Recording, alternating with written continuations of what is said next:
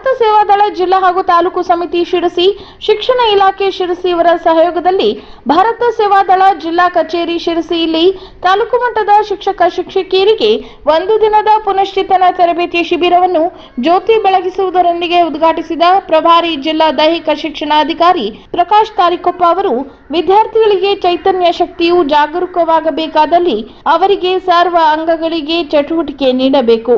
ಶಾಲೆಗಳಲ್ಲಿ ದೈಹಿಕ ಶಿಕ್ಷಕರ ಲಭ್ಯತೆ ಕೆಲವೇ ಇದ್ದು ಅದಕ್ಕೆ ಪೂರಕವಾಗಿ ಸೇವಾದಳವು ಉತ್ತಮ ಕೆಲಸವನ್ನು ಮಾಡುತ್ತಿದೆ. ಶಿಕ್ಷಕರು ವಿದ್ಯಾರ್ಥಿಗಳಿಗೆ ಸೇವಾದಳ ತರಬೇತಿಯನ್ನು ನೀಡಬೇಕೆಂದು ಸಲಹೆ ನೀಡಿದರು. ಇನ್ನು ಕೇಂದ್ರ ಸಮಿತಿಯ ಸದಸ್ಯ ಸುರೇಶ್ ಚಂದ್ರ ಹೆಗಡೆ ಕಿಶನ್ಮನೆಯವರನ್ನು ಇದೇ ವೇಳೆ ಗೌರವಿಸಲಾಯಿತು. ಗೌರವ ಸ್ವೀಕರಿಸಿ ಮಾತನಾಡಿದ ಸುರೇಶ್ ಚಂದ್ರ ಹೆಗಡೆ ಕಿಶನ್ಮನೆ, ವಿಶ್ವದ ಮಾತೆ ಗೋವು, ನಾವು ಗೋವಿನಂತೆ ಸಹಕಾರ ಮನೋಭಾವನೆಯನ್ನು ಸದಾಕಾಲದಲ್ಲಿ ನಮ್ಮಲ್ಲಿರುವಂತೆ ನೋಡಿಕೊಳ್ಳಬೇಕು. ಗೋವುಗಳು ಮನುಷ್ಯನಂತಲ್ಲ, ಅವು ತ್ಯಾಜ್ಯ ವಸ್ತುಗಳನ್ನು ತಿಂದು ಪೂಜ್ಯ ವಸ್ತುಗಳನ್ನು ನೀಡುತ್ತವೆ. ಆದರೆ ಮನುಷ್ಯ ಇದರ ವಿರುದ್ಧ.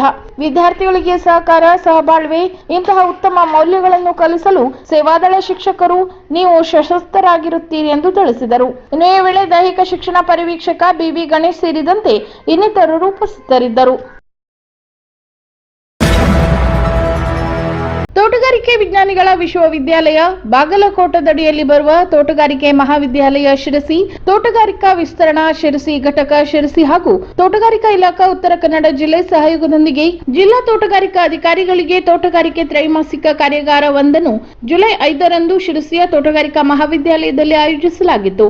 ಇನ್ನು ತೋಟಗಾರಿಕಾ ಮಹಾವಿದ್ಯಾಲಯ ಶಿರಸಿಯ ಪ್ರಭಾರಿ ವಿದ್ಯಾಧಿಕಾರಿಗಳು ಹಾಗೂ ಕೀಟ ತಜ್ಞರಾದ ಡಾಕ್ಟರ್ ಎಚ್.ಎಂ. ತಟಗಾರ್ ಮಾತನಾಡುತ್ತಾ ಮಲೆನಾಡು ಪ್ರದೇಶದಲ್ಲಿ ಕೀಟಗಳ ನಿರ್ವಹಣೆ ಹಾಗೂ ರಾಸಾಯನಿಕಗಳ ಬಳಕೆ ಕುರಿತು ತಿಳಿಸುತ್ತಾ ಈ ಕಾರ್ಯಕ್ರಮದ ಸದುಪಯೋಗವನ್ನು ಪಡೆದುಕೊಳ್ಳಬೇಕೆಂದು ಕಾರ್ಯಕ್ರಮದ ಅಧ್ಯಕ್ಷರಾಗಿ ಕರೆ ನೀಡಿದರು. ಇನ್ನು ಮುಖ್ಯ ಅತಿಥಿಗಳಾಗಿ ಪಾಲ್ಗೊಂಡಿದ್ದ ಜಿಲ್ಲೆಯ ತೋಟಗಾರಿಕೆ ಇಲಾಖೆಯ ಉಪನಿರ್ದೇಶಕರಾದ ಡಾಕ್ಟರ್ ಬಿಪಿ ಸತೀಶ್ ಮಾತನಾಡಿ, ಉತ್ತರ ಕನ್ನಡ ಜಿಲ್ಲೆಯಲ್ಲಿ ತೋಟಗಾರಿಕೆ ಸಂಬಂಧಿಸಿದಂತೆ ತಂತ್ರಜ್ಞಾನವನ್ನು ಹೆಚ್ಚಾಗಿ ಬಳಸಲು ಅಧಿಕಾರಿಗಳು ಮತ್ತು ವಿಜ್ಞಾನಿಗಳು ಒಂದಾಗಿ ಚರ್ಚಿಸಬೇಕು ಎಂದರು. ಇನ್ನೋರ್ವ ಅತಿಥಿ ಡಾಕ್ಟರ್ ಶಂಕರ್ ಮೇಟಿ ಉತ್ತರ ಕನ್ನಡ ಜಿಲ್ಲೆಯ ತೋಟಗಾರಿಕಾ ಬೆಳೆಗಳ ಪ್ರಮುಖ ಸಮಸ್ಯೆಗಳನ್ನು ಗುರುತಿಸಿ ವಿಜ್ಞಾನಿಗಳೊಂದಿಗೆ ಕೂಲಂಕುಷವಾಗಿ ಚರ್ಚಿಸಿ ಆಧುನಿಕ ಮಾಹಿತಿಯನ್ನು ರೈತರಿಗೆ ನೀಡುವುದು ತುಂಬಾ ಅಗತ್ಯವಿದೆ ಎಂದು ತಿಳಿಸಿದರು. ಇನ್ನು ತೋಟಗಾರಿಕಾ ತ್ರೈಮಾಸಿಕ ಕಾರ್ಯಾಗಾರದಲ್ಲಿ ಸಂಪನ್ಮೂಲ ವ್ಯಕ್ತಿಗಳಾಗಿ ಡಾಕ್ಟರ್ ಎಚ್. ಅಮರ ನಂಜುಂಡೇಶ್ವರ ಸಮಗ್ರ ಪೋಷಕಾಂಶಗಳ ನಿರ್ವಹಣೆ ಮತ್ತು ನಿಖರ ಬೇಸಾಯದ ಬಗ್ಗೆ ವಿವರವಾಗಿ ತಿಳಿಸಿದರು. ಅಂತೆಯೇ ಡಾಕ್ಟರ್ ಧನರಾಜ್ ಪಿ ತೋಟ ಪಟ್ಟಿ ಬೆಳೆಗಳಾದ ಅಡಿಕೆ, ತೆಂಗು, ಗೋಡಂಬಿ ಮತ್ತು ದಾಲ್ಚಿನ್ನಿ ವೈಜ್ಞಾನಿಕ ಬೇಸಾಯ ಕ್ರಮಗಳನ್ನು ತಿಳಿಸಿದರು. 1975ನೇ ಸಾಲಿನಿಂದ ಯೋಜನಾ ಪ್ರಾಧಿಕಾರದ ಲೇಔಟ್ ಆದ ನಿವೇಶನಗಳಿಗೆ ಕಟ್ಟಡ ಕಟ್ಟಲು ಅನುಮತಿ ನೀಡಬೇಕಾಗಿತ್ತು. ಉತ್ತರ ಕನ್ನಡದಲ್ಲಿ ಕೃಷಿಯೇತರ ನಿವೇಶನಕ್ಕೆ ಸಂಬಂಧಿಸಿ ನಗರ ವ್ಯಾಪ್ತಿಯಲ್ಲಿ ಸ್ಥಳೀಯ ಸಂಸ್ಥೆಯ ಜನಪ್ರತಿನಿಧಿಗಳು ಮತ್ತು ಅಂದಿನ ಅಧಿಕಾರಿಗಳು ಕಟ್ಟಡ ಪರವಾನಗಿಯನ್ನು ಯೋಜನಾ ಪ್ರಾಧಿಕಾರದಿಂದ ಮತ್ತು ನಗರಸಭೆಯಿಂದ ಕೊಡುವ ಪೂರ್ವದಲ್ಲಿಯೇ ಎಡವಿದ್ದಾರೆ. ಆದರೆ ಯೋಜನಾ ಪ್ರಾಧಿಕಾರ ಮತ್ತು ನಗರಸಭೆ, ಪಟ್ಟಣ ಪಂಚಾಯತ್, ಸ್ಥಳೀಯ ಸಂಸ್ಥೆಗಳು ಕಟ್ಟಡದ ನೀಲನಕ್ಷೆಯನ್ನು ಮತ್ತು ಪರವಾನಗಿಯನ್ನು ಮಾಲಕರಿಂದ ಅಭಿವೃದ್ಧಿ ಶುಲ್ಕ ಭರಿಸಿಕೊಂಡು ಕಟ್ಟಡ ಕಟ್ಟಲು ಅನುಮತಿ ನೀಡಿದ್ದಾರೆ. ಇನ್ನು ಅನುಮತಿ ನೀಡುವ ಪೂರ್ವ ನಿಯಮಾವಳಿಗಳನ್ನು ಗಾಳಿಗೆ ತೂರಿ ಮನಸ್ಸಿಗೆ ಬಂದಂತೆ ಅನುಮತಿ ನೀಡಿದ್ದು ಯಾರ ತಪ್ಪು? ಈಗ ಇದರ ಕಷ್ಟವನ್ನು ನಿವೇಶನದಾರ ಅನುಭವಿಸುತ್ತಿದ್ದಾನೆ. ಕೃಷಿಯೇತರ ಜಮೀನಿನ ಆದೇಶದಲ್ಲಿ ನಮೂದಿಸಿದ ನಿಬಂಧನೆಗಳನ್ನು ಉಲ್ಲಂಘಿಸಿದ್ದಾರೋ ಇಲ್ಲವೋ ಎಂಬುದನ್ನು ಅಧಿಕಾರಿಗಳು ಪರಿಶೀಲಿಸಬೇಕಾಗಿತ್ತು. ಆದರೆ ಸ್ಥಳೀಯ ಸಂಸ್ಥೆಯ ಪ್ರತಿನಿಧಿಗಳು ಹಾಗೂ ಸಂಬಂಧಿಸಿದ ಅಧಿಕಾರಿಗಳು ಕರ್ತವ್ಯ ಲೋಪವೆಸಗಿದ್ದರಿಂದ ಫಾರ್ಮ್ ನಂಬರ್ 3 ಸಮಸ್ಯೆಗೆ ಇವರಿಗೆ ಪರಿಹಾರ ಕೊಡಿಸಲು ಆಗಲಿಲ್ಲ. ಅಲ್ಲದೆ ಕೃಷಿಯೇತರ ಜಮೀನಿನ ಮಾಲಕತ್ವವನ್ನು ದೃಢೀಕರಿಸುವ ಜಿಲ್ಲಾಧಿಕಾರಿಗಳು 2017ರಲ್ಲಿ ರದ್ದುಪಡಿಸುವ ಪೂರ್ವ ನಗರ ಮೋಜಣಿ ವಿಭಾಗದಿಂದ ಪ್ರತಿಯೊಬ್ಬ ನಿವೇಶನದಾರನಿಗೆ ಮಾಲಕತ್ವದ ಪ್ರಾಪರ್ಟಿ ಕಾರ್ಡ್ ಅನ್ನು ವಿತರಿಸಿಕೊಂಡು ಜಿಲ್ಲಾಧಿಕಾರಿ ಆದೇಶ ಮಾಡದೇ ಇರುವ ಬಗ್ಗೆ ಯಾವ ಜನಪ್ರತಿನಿಧಿಯೂ ಲಕ್ಷ್ಯ ವಹಿಸಿಲ್ಲ, ಜಿಲ್ಲಾಧಿಕಾರಿ ಗಮನ ಹರಿಸಿಲ್ಲ. ಇದು ಆದೇಶ ಮಾಡಿದ ಅಧಿಕಾರಿಗಳ ಕರ್ತವ್ಯ ಲೋಪದ ಕೃಷಿಯೇತರ ಜಮೀನಿನ ಮಾಲಕರು ಮಾಲಕತ್ವದಿಂದ ವಂಚಿತರಾಗಿದ್ದಾರೆ. ಇನ್ನು ಈ ಕುರಿತು ಹೇಳುವುದಾದರೆ ಅಧಿಕಾರಿಗಳ ಕರ್ತವ್ಯ ಲೋಪ ಬಹಳಷ್ಟು ಇದೆ. ಜನಪ್ರತಿನಿಧಿಗಳು ಅಧಿಕಾರಿಗಳ ನಿಯಂತ್ರಣ ಮಾಡದಿರುವುದೇ ಸಮಸ್ಯೆಗೆ ಮೂಲ ಕಾರಣವಾಗಿದೆ.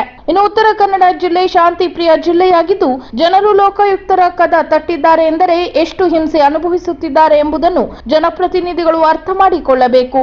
ಕೆಲವು ಮನೆಗಳ ಮಾರಾಟ ಹಾಗೂ ನಿವೇಶನಗಳ ಮಾರಾಟ ಮಾಡುವಾಗ ಯೋಜನಾ ಅಭಿವೃದ್ಧಿ ಪ್ರಾಧಿಕಾರದಿಂದ ಅನುಮತಿ ಪಡೆಯದೆ ಫಾರ್ಮ್ ನಂಬರ್ 3 ಲಕ್ಷಾಂತರ ರೂಪಾಯಿ ಕೊಟ್ಟು ಸ್ಥಳೀಯ ಸಂಸ್ಥೆಯಿಂದ ಪಡೆದು ನೋಂದಣಿ ಕೆಲಸಕ್ಕೆ ಉಪಯೋಗಿಸುತ್ತಿರುವುದು ಮೇಲ್ನೋಟಕ್ಕೆ ಕಂಡುಬರುತ್ತದೆ. ನೋಂದಣಿ ಆದ ನಂತರ ಅದಕ್ಕೆ ಯಾವುದೇ ಬೆಲೆ ಇಲ್ಲ. ಜಿಲ್ಲಾಡಳಿತ ಮತ್ತು ಜಿಲ್ಲಾ ಉಸ್ತುವಾರಿ ಸಚಿವರು ಈ ವಿಷಯದಲ್ಲಿ ಲಕ್ಷ್ಯ ವಹಿಸಿ ನಿವೇಶನದಾರರಿಗೆ ಆಗುವ ತೊಂದರೆಯನ್ನು ತಪ್ಪಿಸಲು ಜನಪ್ರತಿನಿಧಿಗಳು ಕ್ರಮ ಜರುಗಿಸಬೇಕೆಂದು ಆಗ್ರಹಿಸಲಾಗಿದೆ.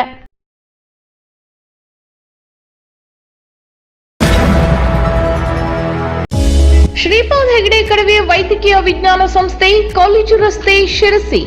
ಜುಲೈ ತಿಂಗಳಲ್ಲಿ ಭೇಟಿ ನೀಡುವ ತಜ್ಞ ವೈದ್ಯರು: ಡಾಕ್ಟರ್ ರಘುಪ್ರಸಾದ್ ಎಸ್, ಹೃದಯ ರೋಗ ತಜ್ಞರು; ಡಾಕ್ಟರ್ ಶೇಷಗಿರಿ ರಾವ್, ಕ್ಯಾನ್ಸರ್ ತಜ್ಞರು; ಡಾಕ್ಟರ್ ಬಸವರಾಜೇಂದ್ರ ಎಸ್, ರಕ್ತನಾಳ ಶಸ್ತ್ರಚಿಕಿತ್ಸಕರು; ಡಾಕ್ಟರ್ ಆದರ್ಶ ಹೆಗಡೆ, ಕ್ಯಾನ್ಸರ್ ರೋಗ ತಜ್ಞರು; ಡಾಕ್ಟರ್ ಶಶಾಂಕ್ ಕರಿ, ರಕ್ತನಾಳ ಶಸ್ತ್ರಚಿಕಿತ್ಸಕರು; ಡಾಕ್ಟರ್ ಸಾಯಿ ಸೂರಜ್ ಕೊಟೆರಾ, ಹೃದಯ ರೋಗ ಮತ್ತು ಹೃದಯ ಕಸಿ ಶಸ್ತ್ರಚಿಕಿತ್ಸಕರು; ಡಾಕ್ಟರ್ ಗುರುಪ್ರಸಾದ್ ಪೂಜಾರ್, ನರ, ಮೆದುಳು ಹಾಗೂ ಮೂರ್ಛೆ ರೋಗ ತಜ್ಞರು; ಡಾಕ್ಟರ್ ಸುನಿಲ್ ಮಳಗಿ, ನರ ಶಸ್ತ್ರಚಿಕಿತ್ಸಕರು; doctor Lakshminarayan S Bhat, surgical gastroenterologist; doctor Roshan Sagarkar, ವಕ್ರದಂತ ಶಸ್ತ್ರಚಿಕಿತ್ಸಕರು; ಡಾಕ್ಟರ್ ವಿಶ್ವಾಸ್ ಪೈ, ಕ್ಯಾನ್ಸರ್ ಶಸ್ತ್ರಚಿಕಿತ್ಸಕರು; ಡಾಕ್ಟರ್ ಮಂಜುನಾಥ್ ಎಸ್ ಪಂಡಿತ್, ಹೃದಯ ರೋಗ ತಜ್ಞರು; ಡಾಕ್ಟರ್ ದಿವಾಕರ್ ಭಟ್, ಹೃದಯ ರೋಗ ಮತ್ತು ಹೃದಯ ಕಸಿ ಶಸ್ತ್ರಚಿಕಿತ್ಸಕರು; ಡಾಕ್ಟರ್ ವೆಂಕಟೇಶ್ ಮೊಗೇರ್, ಮೂತ್ರಪಿಂಡ ತಜ್ಞರು ಹಾಗೂ ಡಾಕ್ಟರ್ ವೀರಣ್ಣ ಗಡಾದ್, ನರ, ಮೆದುಳು ಹಾಗೂ ಮೂರ್ಛೆ ರೋಗ ತಜ್ಞರು.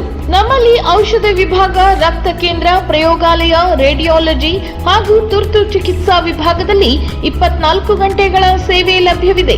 ಅಲ್ಲದೆ angiogram, angioplasty, Exo, TMT, holder ಸೇವೆಗಳು ಸಹ ಲಭ್ಯವಿದೆ. ಸೂಚನೆ: ನಮ್ಮ ಆಸ್ಪತ್ರೆಯ ಪ್ರಯೋಗಾಲಯದಲ್ಲಿ PSA, ವಿಟಮಿನ್ B12, D3 ಮತ್ತು BNP ಪರೀಕ್ಷೆ ಕೂಡ ಮಾಡಲಾಗುವುದು. ಅಲ್ಲದೆ TSS ರೈತ ರಕ್ಷಾ ಕವಚ ವಿಮೆಯ ಫಲಾನುಭವಿಗಳು ನಮ್ಮ ಆಸ್ಪತ್ರೆಯಲ್ಲಿ ಒಳರೋಗಿಗಳಾಗಿ ದಾಖಲಾದಲ್ಲಿ ವಿಮೆಯ ಸದುಪಯೋಗ ಪಡೆದುಕೊಳ್ಳಬಹುದು. ಹೆಚ್ಚಿನ ಮಾಹಿತಿಗಾಗಿ ಸಂಪರ್ಕಿಸಿ ಶ್ರೀಪಾದ್ ಹೆಗಡೆ ಕಡವೆ ವೈದ್ಯಕೀಯ ವಿಜ್ಞಾನ ಸಂಸ್ಥೆ, ಕಾಲೇಜು ರಸ್ತೆ, Sirsi. Phone number 08382348443, mobile number 8431992801.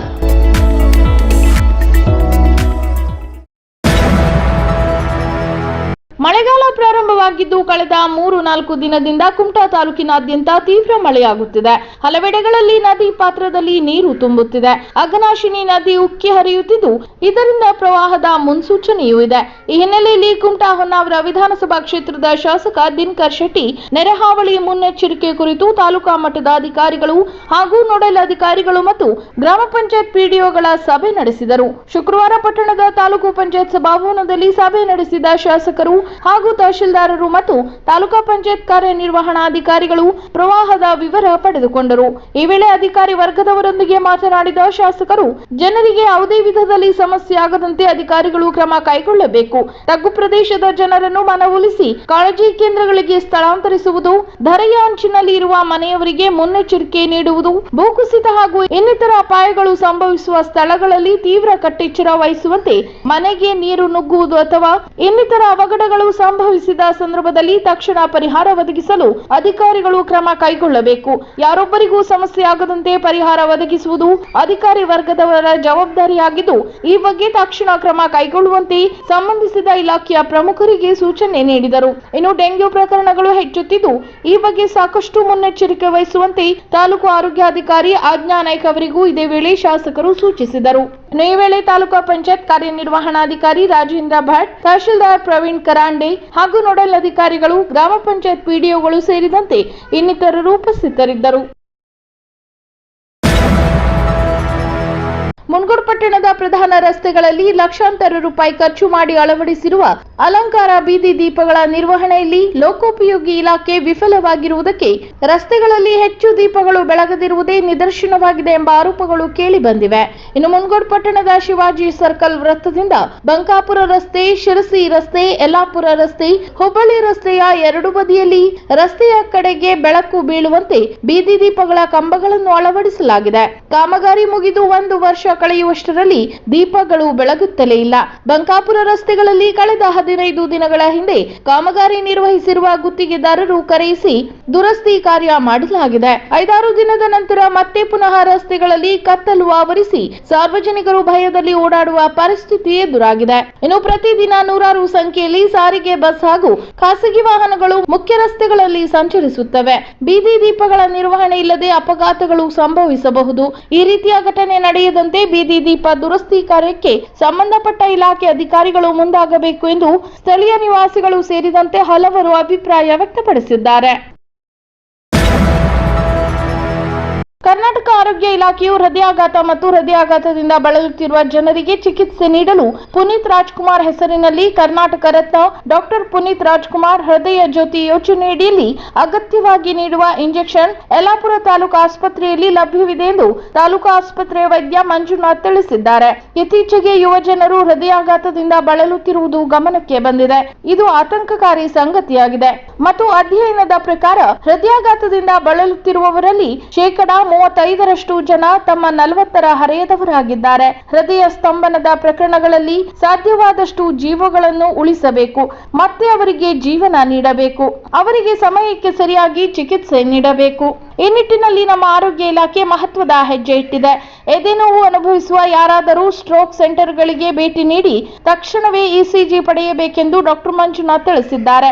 ಅಲ್ಲದೆ 4 ರಿಂದ 5 ನಿಮಿಷಗಳಲ್ಲಿ ರೋಗಿಯ ಸ್ಥಿತಿಯ ತೀವ್ರತೆಯನ್ನು ಪತ್ತೆ ಹಚ್ಚುವ ತಂತ್ರಜ್ಞಾನವನ್ನು ಸರ್ಕಾರವು ನಿಯೋಜಿಸಿದೆ ಮತ್ತು ನಿರ್ಣಾಯಕ ಹೃದಯದ ಅನಾರೋಗ್ಯದಲ್ಲಿರುವವರಿಗೆ ಸ್ಟ್ರೋಕ್ ಸೆಂಟರ್ಗಳಲ್ಲಿ ಟೆನೆಕ್ಟೆಪ್ಲೆಸ್ ಎಂಬ ಉಚಿತ ಚುಚ್ಚುಮದ್ದನ್ನು ನೀಡಲಾಗುತ್ತದೆ.